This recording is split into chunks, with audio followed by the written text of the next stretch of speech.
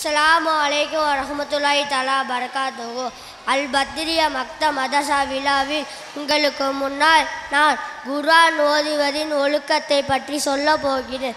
உளுவுடன் நபி ஸல்லல்லாஹு அலைஹி வஸல்லம் அவர்கள் கூறினார்கள், அல்லாஹ்வுக்கு மிக நெருக்கமானவர்கள் சிலர் இருக்கிறார்கள்.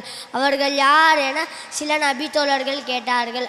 அதற்கு நபி அவர்கள் தான் குர்ஆன் உடையவர்கள் என பதிலளித்தார்கள். குர்ஆன் ஓதுவதின் ஒழுக்கம். உளுவுடன் கிப்லாவை முன்னோக்கி உட்கார்வது. திரு குர்ஆனை ரேகால் அல்லது உயரமான தலானில் மீது வைப்பது. ஓத ஆரம்பிக்க முன் தாவூது ஓதிக்கொள்வது.